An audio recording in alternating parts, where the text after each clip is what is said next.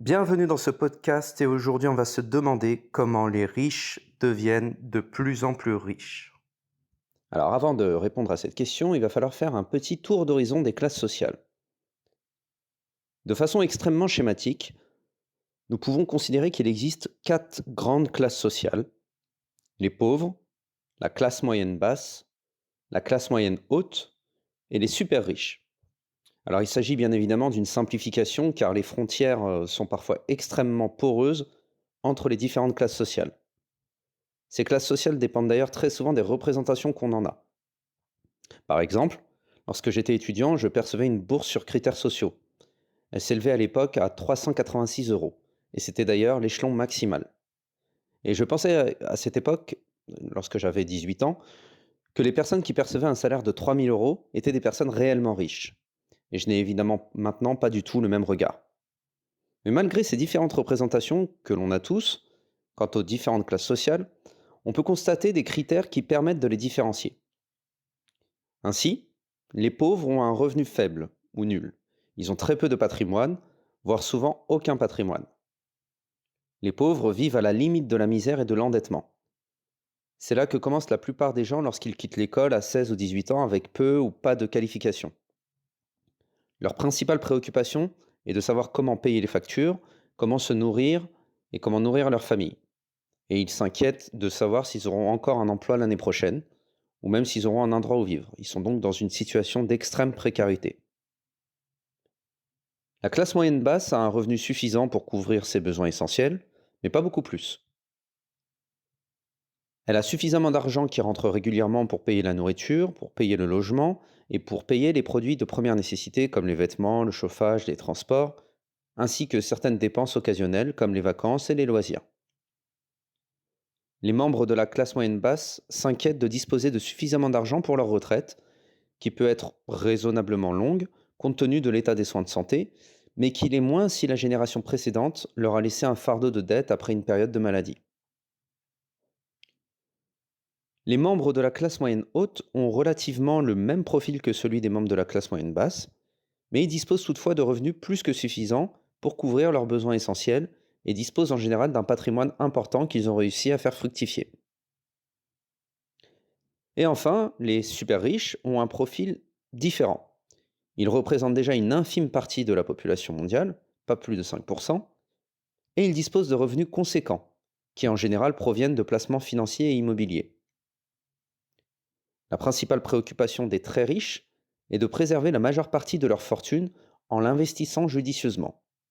Et ils s'efforcent et réussissent de trouver des moyens d'éviter autant que possible de payer des impôts.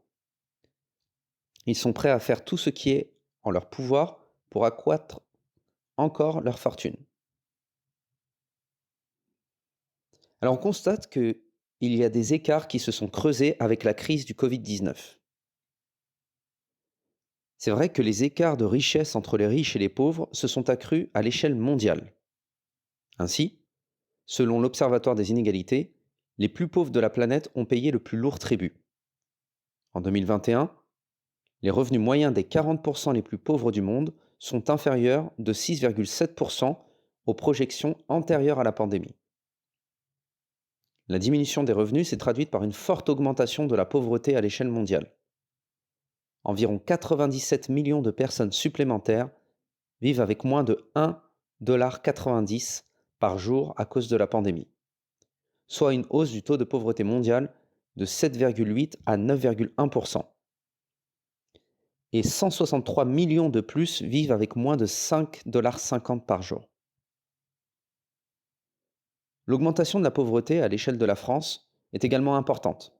Et ce, malgré les aides gouvernementales, il y a eu une augmentation conséquente du nombre d'allocataires du RSA. Il y a également eu une explosion du nombre de demandes d'aide alimentaire. Et à contrario, les riches sont devenus de plus en plus riches, au niveau mondial, mais également au niveau national en France. Les pays les plus touchés par la pandémie de Covid-19 sont d'ailleurs souvent ceux qui enregistrent les plus gros gains de richesse. Il y a une étude du Credit Suisse Global Wealth Report qui évalue depuis 12 ans la richesse mondiale des particuliers et qui explique très bien cela. Ce rapport montre que le nombre de millionnaires a augmenté de 5,2 millions pour atteindre 56,1 millions à la fin de 2020. La richesse mondiale des ménages est évaluée à environ 418 milliards de dollars, en hausse de 7,4% sur un an. De son côté, avec près de 2,5 millions de millionnaires, donc une augmentation de 309 000 nouveaux millionnaires, la France fait partie des 5 pays qui ont enregistré les progressions les plus importantes en nombre de millionnaires. Et donc, pourquoi les riches deviennent de plus en plus riches? Eh bien, c'est un fait, déjà, c'est un constat. Les riches sont devenus beaucoup plus riches, tandis que les fortunes des très riches atteignent des montants colossaux. Mais qu'est-ce qui explique cela? Alors, au-delà de certaines innovations spécifiques, d'une valeur ajoutée apportée dans un secteur particulier, tel que le e-commerce pour Amazon, ou encore la conquête spatiale pour Elon Musk, l'augmentation de la richesse des plus riches est liée à la façon même dont ils perçoivent des revenus. La raison est en effet que tous les revenus du capital, les loyers, les dividendes, les intérêts, ont été de moins en moins taxés au cours des 20 dernières années, alors que la plupart des revenus de la population provenant du travail ont été beaucoup plus taxés. En d'autres termes, et si on schématise, ceux qui possèdent du capital payent de moins en moins d'impôts lorsque leur capital prend de la valeur, alors que ceux qui doivent payer des impôts sur chaque augmentation de salaire, eux, payent de plus en plus d'impôts. Et comme les détenteurs de capital peuvent vivre de leurs revenus sans avoir à travailler, ils ne payent souvent pas d'impôts du tout sur cette partie de leurs revenus. Ils sont ce qu'on appelle des rentiers.